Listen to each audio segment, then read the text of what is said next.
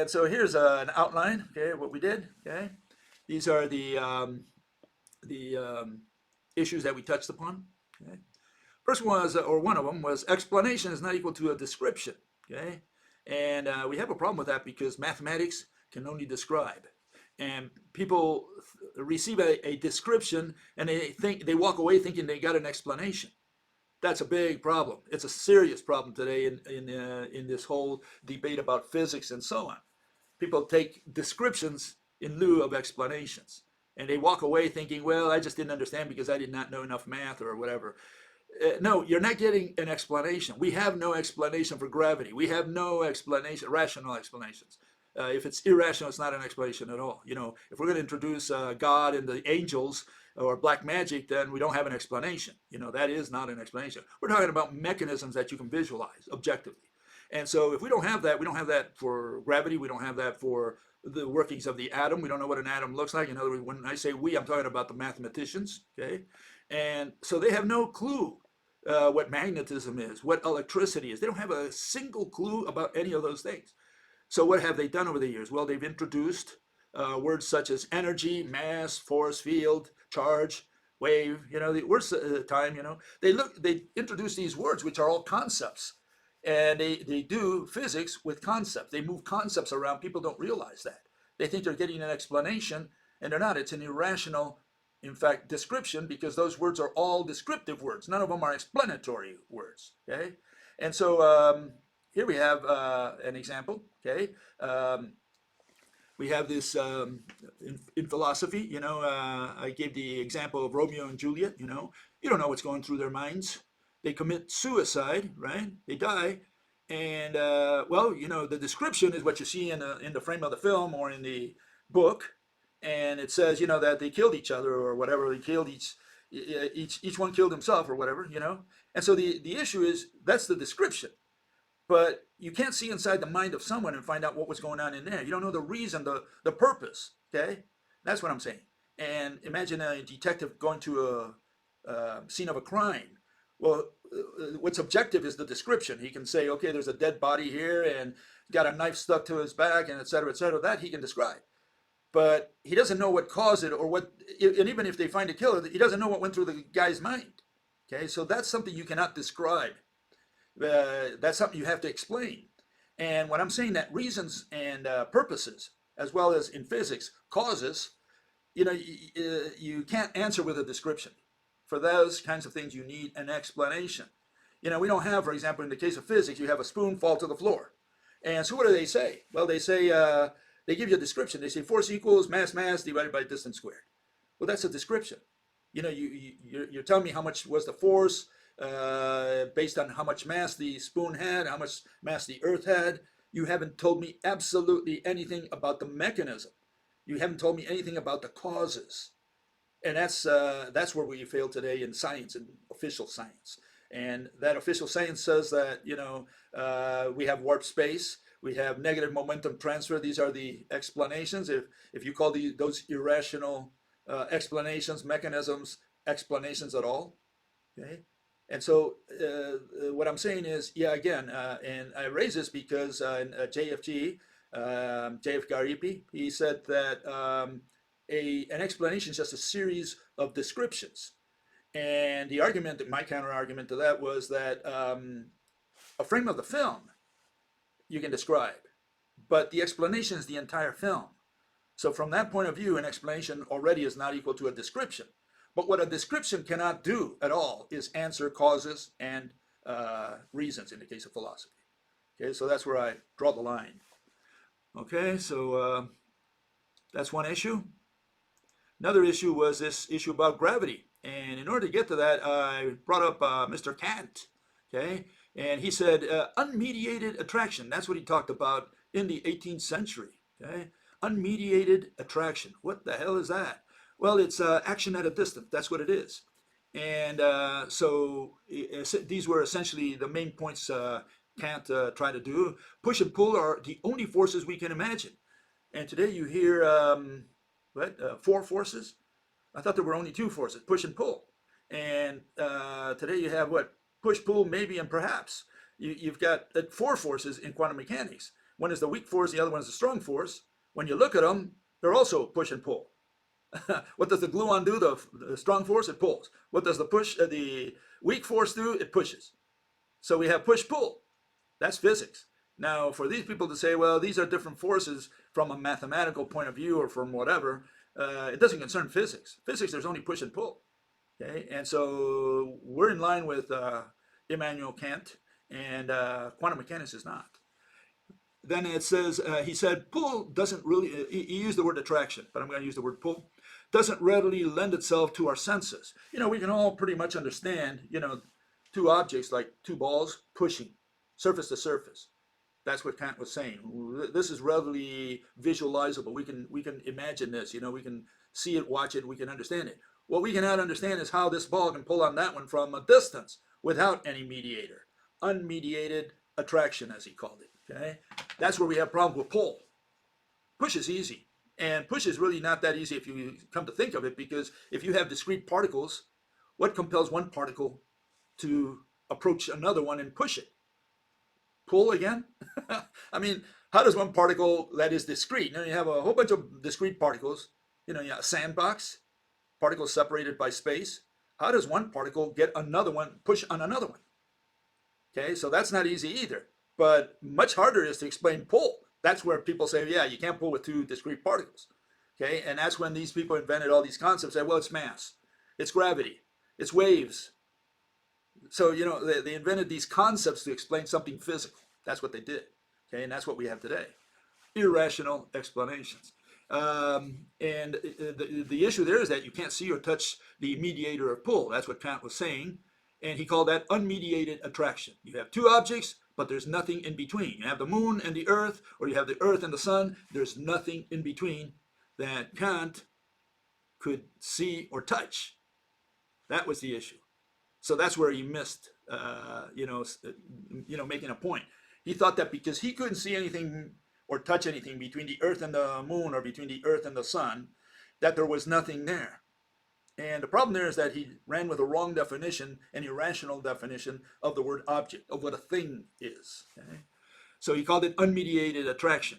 And unmediated attraction is known as black magic. Okay? That's what unmediated attraction is. But he did say that you can't explain pull using push. And he made a long argument on that. You got to read his book. Okay, I'm not going to go over all the details, but he explains why you cannot explain pull by using push. People say, in fact, there it is. Lucretius was probably the first person to mention something like that in writing. He lived around 40 years before the Christian era. Okay, and then years later, you have this fellow Faccio. He was Newton's right-hand man, Nicholas Faccio, and he did all the experiments for Newton, and he also came up with this revived Lucretius theory of this, what I call shadow mechanism of pull, which I'll show you in a second here. And Lesage came up with it a few years later, and many years later, Casimir used it to explain electromagnetism, what is known as the Casimir effect. All these are shadow mechanisms. And so what is a shadow mechanism? Well, here, let me show it to you. Okay. It looks like this. You have particles pushing things from the outside, and all you have to do is wipe out the particles between them, and the particles from the outside push inwards. That's the essence of the mechanism, okay? And so the question is whether this, and so this is what Kant was saying. You cannot explain pull like this, like saying the donkey is not pulling on the little man there by using this contorted push mechanisms from the outside, okay? So that's what Kant was against, and he makes a strong argument of why that's not the case. You cannot try to explain this pull between two objects by using push. And a lot of people who've never read Kant, apparently they reinvent Lesage type mechanisms or Casimir type mechanisms even to this day. And they say, oh, I discovered something new that's been around since the days of Lucretius. And yeah, you cannot explain it with particles, which is what these people are trying to do. They're trying to explain pull with push. What are they going to use for push? They're going to use particles. Okay, so it's all about particles. The so-called ether, And that's what it was all about.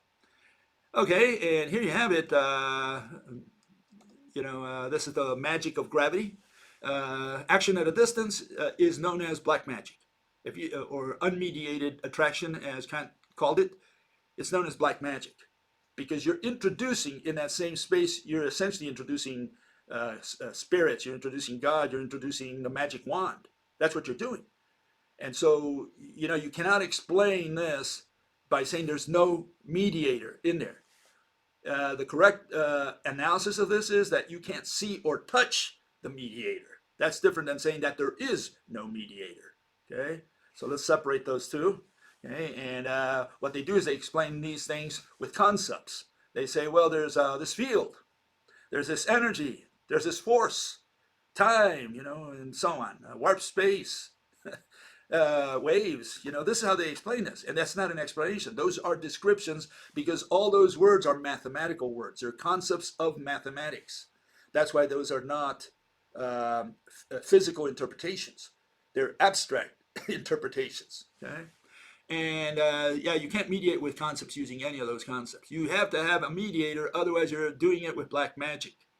Okay, and people don't like that, me saying that, because they say, what do you mean? I've got this theory, and the theory is push gravity or whatever. And they can't explain that either because they can't tell you why the particle is moving to begin with. Why is one particle approaching another? And you still have pull there, right? Why would the particles move in a given direction? Okay, so you have to explain the mechanism. Okay, that's the issue. And here we have another version of that. You have two particles there. Green one and a white one. Okay, put all the particles you want. How are you going to produce pull with discrete particles? That's the million-dollar question. Okay, can you do it? And I'm saying that no, you can't. You can't rationalize it. Okay, so anyone who tries to do pull with particles is going to have to break his brain quite a bit. Okay, and you have to also explain to begin with why a single particle would move to begin with. Okay. Now you can say it's already in motion, no problem. It's in motion, and what? It's going to cause a domino effect. This one hits that one, which hits that one, which hits that one. Is that what it is? In what direction does it hit? And how about the other direction? So you're going to have problems with particles, no doubt about it. You can't produce pull with particles any way you twist it or turn it or stand on your head. You won't be able to do it. It's impossible. Not in a rational way. Now, if you produce the magic wand. Where is it? There. If you introduce the magic wand and wave it and say abracadabra, then you can do it. You can't do it rationally.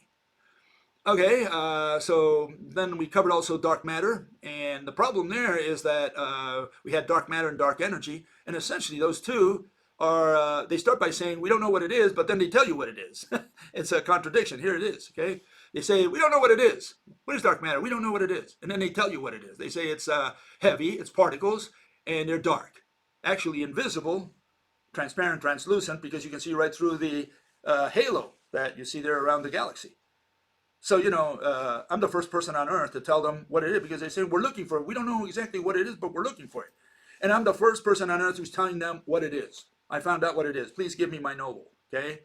What is it? It's dark, it's a particle, and it weighs a lot. Give me my Nobel. I found out what it is, okay? Yeah, because they tell you that it's particles. They already know that. They proved it. They're convinced of that. So it's particles. They weigh a lot. Okay, we know that now. And they're dark. That's why they call them dark. And that's the only condition we need to change. We got to say they're invisible, transparent, translucent. Those are better words. And so we know what they are. Particles which are heavy and translucent. We know what it is. So how come they say we don't know what it is? And they don't know what it is, but they're looking for it. It's like, doing an experiment before doing a design of experiment. For every experiment, you got to do a design for experiment first, especially if it's going to cost money, because you got to propose it to your boss, who's got to propose it to the higher ups and say, well, they're going to spend $1 million doing this experiment. Are we going to pay for it? Well, what is it about? And so you got to present the design, the DOE, as it's called, the design of experiment. So it's approved, it's get the stamp, and you get the funds for it. That's the way it works. Then you go out and do the experiment. These people are looking for stuff, and they say, we don't know what we're looking for. We don't know what it is, but we're looking for it. I'm looking for my cat. What's a cat? I don't know, but I'm looking for it. Oh, okay. That's dark matter and dark energy in a nutshell for you. They're looking for stuff that they don't know what it is, even though they tell you what it is. So it's the complete contradiction, circular argument, whatever you want to call it. They already tell you what it is. It's particles that are out on the outside, on the periphery of a galaxy that serve two purposes. One, it prevents stars from flying out, especially from the periphery. And the other one is it makes them go faster around the galaxy than stars on the inside. And what are they? They're particles, they're heavy, and they're either dark or transparent. So we know what they are.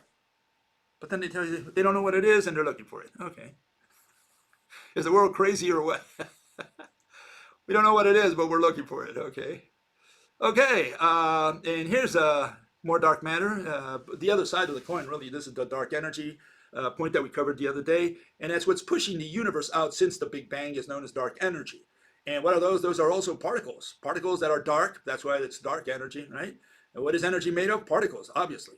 And so they have all this dark matter that's pulling everything in, and what's pushing outwards is the dark energy. And right now, the dark energy apparently is overcoming gravity, so you can actually call it anti-gravity. That's what dark energy is. Because if gravity is what pulls all the galaxies towards each other, then what pushes everything outwards has to be anti-gravity. So we also know what dark energy is. It's anti-gravity. That's what it's called.